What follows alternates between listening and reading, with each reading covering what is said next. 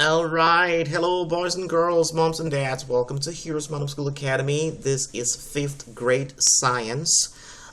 We are going to be doing week number 30 of our curriculum today. And today we're going to be talking about structures in organisms. Alright, so we are going to be talking about things like cell structures, the basic type of cells and the different types of cells.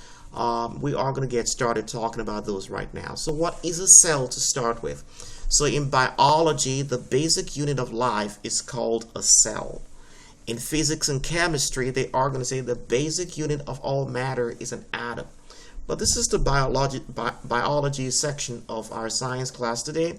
So there are 3 major components of science. There is the biology section of it, there's the physics section of it, and there's the chemistry section of it, which we are going to be breaking down into those different components of science when we get into middle school and high school. But right now, just call it all science. Alright, so there is another classification of basic unit of life, especially living things, as cells. It is the basic unit of life, and it is a microscopic structure that forms all living things. But cells may be divided into 2 major categories. Prokaryotic cells, which are going to be simple cells, and eukaryotic cells, which are going to be complex cells. In prokaryotic cells, these are simple cells that lack a nucleus to them, and they don't have a membrane-bound organelles, which organelles are going to be the organs, so to say, inside cells. But they don't call them organs because they are inside cells. They call them organelles. But if they lack a nucleus and membrane-bound organelles, they have organelles, but their organelles are not bound by some kind of membrane around them. They call those kind of cells prokaryotic cells. Are you going to be able to remember that for me?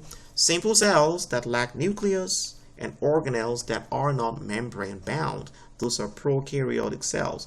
Now there are eukaryotic cells that we call complex cells that have both nucleus and a membrane. And both plants and animals have these kind of cells. So the cell of a plant, the cell of an animal have similarities.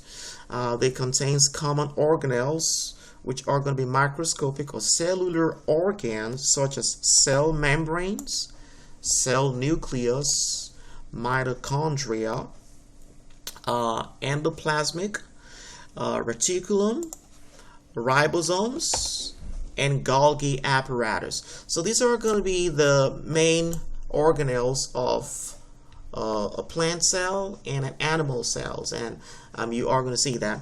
But there are major differences between plants and animal cells. So over there to the right, you are going to see plant cells. Over here to the left, you are going to see animal cells.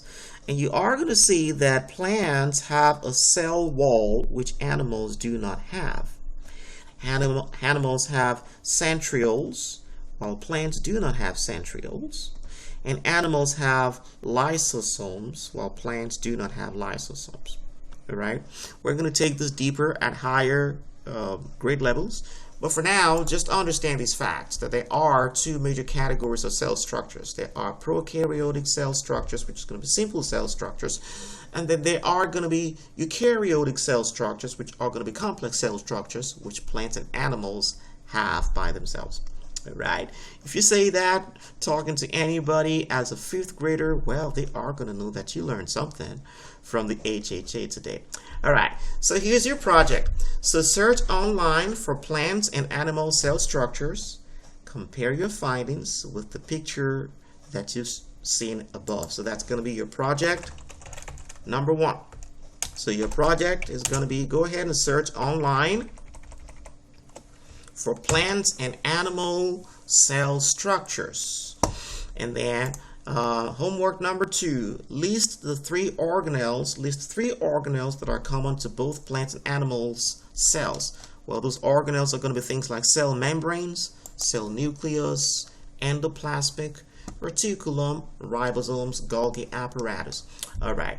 What are prokaryotic cells? Those are simple cells. All right. What are eukaryotic cells? Those are going to be complex cells just for you, like that. All right. So that's week number 30, boys and girls, moms and dads. And that's what I've got for you guys today. Please go ahead and take advantage of this resource. It's going to be page number 74 and 75 of your workbook. And do the research over there, do the projects. You are going to be versed with 5th grade science by the grace of God. All right. Remember, God cares about you, friends and families all over the world. And until next time, bye-bye. I'll be your hero's buddy, and as you study with heroes born,